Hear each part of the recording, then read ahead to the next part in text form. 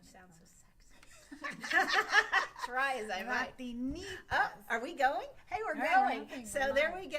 I was trying to figure out how I say the organization, and it's Latinitas. And I have Laura with me here today, and she was part of our diversity and inclusion panel at Discovery Day. And the panel was so good, I cannot even tell you. And Laura had us laughing, and she had us also really, really thinking. So if you were to share with us the one thing that was discussed today that you want people to really remember, what would that be from our panel today and from your perspective? Absolutely. I think the one thing I really wanted to be the take home was that, representation in a membership community, particularly one that does make funding decisions, is crucial. And in fact, it's concerning for me if a group hasn't addressed it, after a couple of decades of existence. Yet I'm open to providing those suggestions of what can be done to enhance representation at a space. But more so, I wanted people to understand what it means when it's not there. For an organization like mine, we qualify, we overserve, we have the metrics. Impact Austin has noticed that and has brought us to the next level. We've made it through the gauntlet. It is when we get down to the nuanced parts of those intimate discussions in the decision-making room where you're like, well, they're gonna serve more girls, but they're doing it in a really creative way. When it comes down to how do we differentiate, and there's familiarity with the other group because it is more generic. Like Girls on the Run. They do. They serve something, right?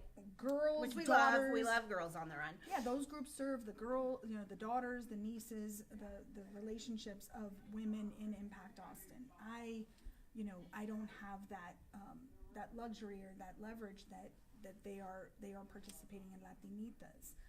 If the representation is not there. There are Latinas that participate in your organization, and they have advocated for us. Yet, it's not enough. It's not enough numbers. So let me ask you a question. So some of the people watching the video won't even be in Impact Austin because we have a broad group of people that just come to our website to see what's going on in the community. So for people who aren't as familiar with Impact Austin, tell us a little bit about your organization. You got it. So Latinitas is 17 years old. We were founded in a class at the University of Texas. And actually it was founded at Latinitas magazine. My co-founder and I wanted to increase representation of Latinas in media. We wanted them to be able to access and use technology to publish and broadcast things themselves. So we began the project there as a publication, but we really wanted girls to be behind that and to drive the content. So we started clubs, camps, workshops, conferences. That idea has evolved into a full-fledged nonprofit. We served 30,000 girls since our origin.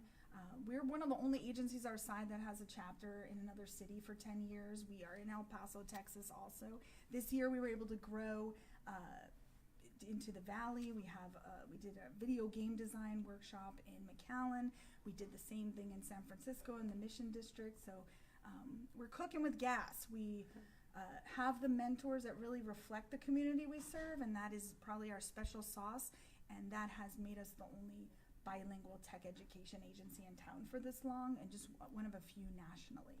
Well, and you shared some amazing stats of your results. Could you share those? We are graduating 50% more STEM majors than the national average. And so that's just super powerful. Because Latinas are not present in engineering and computer science. The numbers are incredibly low. Too. And so women. This is great. So yes, again, I want a greater spotlight on that, and that we don't have to reinvent our curriculum. We're not having to, better serve the Latino community. We're not a one-off to get more Latinas into our program. We were built with them as the priority. We are their champion. They are who I answer to, and they're the future of Austin. I mean, the incoming kindergarten last year, the year before, this year, the next decade is 80% Latino. That was a number that surprised me. Me I too. had no Even idea. me. I was That's a surprised. lot, and that's awesome. And in Austin, you may not see that because Right. that's definitely segregated to the east side of Austin. But we go And they're into also all elementary 5-year-olds. I don't hang out with those very often. So they're not coming hanging out at my gym with me. They're coming up the ranks. Yeah. They are, and they're bringing creativity. They're bringing ingenuity. They're bringing like a bilingual mind, and that's going to be powerful for our economic sector. So we need to cultivate that. We need to give them tech access. We need to give them those mentors. Right. I think there's, there is definitely ways to connect better with Impact Austin beyond funding too. I think our girls need exposure to professional women, right? They may just have access to their family members and a small community. So I think there's potential for leveraging the diversity of careers of women in Impact Austin and better connecting them to the girls that are really hungry for, Well, what I like that you're models. bringing, and I interrupted for a second, but you gave us a lot of ideas. Hey, you could help us this way and this way and this way, and I think that's probably why you guys are level, I so told you, successful. Yeah, it's so personal. So I think, at the very basic level, I think to increase diversity in your organization and shift the culture is even just within the existing membership. Is everybody speaking at the table? Can people initiate an invitation to speak? Because there may be people that advocate for what I do or other groups that might be less mainstream or less familiar. Mm-hmm. And so are we inviting those women to share what they think? Because they may relate to the minority perspective of Latinitas. So that's on a real micro level. Right. And I think as an organization, there's creating spaces. I mean, it's all about creating the space. So do you have a space for a young woman in Austin who's entering the tech sector, cinema, or politics, and she's the first in her family to acquire any wealth? I mean, I would just say the majority of the young women that are coming through our doors as instructors, our staff, they are paying for their own college. So when they are entering the professional sector, they're going to be the first to earn, and they have some obligations, and some of them are still contributing to their household. So can we create a space for them to be generous and to be part of the greater giving community of Austin and have a voice, right? But at their, in a space that meets their needs and their place and where they're well, and especially as young women. So we have to wrap up, but if somebody who's watching would like to learn more about your organization, where would they go? So you can go to latinitasmagazine.org, and there's opportunities to volunteer. Sometimes it's just very short period. We need career presenters, people in all aspects, all sectors. We do these one-day events where the girls get to meet these people at lunch, and that sometimes is even more powerful than us teaching them how to make an app.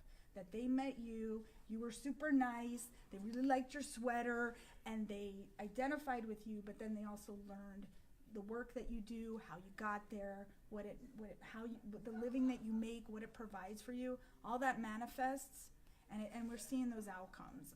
To keep it short, I mean, the Latinitas that have had those experiences, they're popping up out there.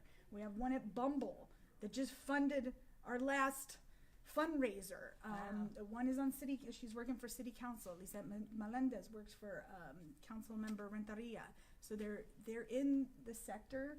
We'll have our first bioengineer graduate from Texas State this year. They're changing the world. They are, and sometimes it's just something somebody said on a one-day volunteer experience that made them feel like, oh, I could do that. All right, well, I'll come to lunch. All right, cool. All right, thank you so much for being here. We learned a ton today, so Thanks. appreciate it. Thanks for hosting this. Uh-huh.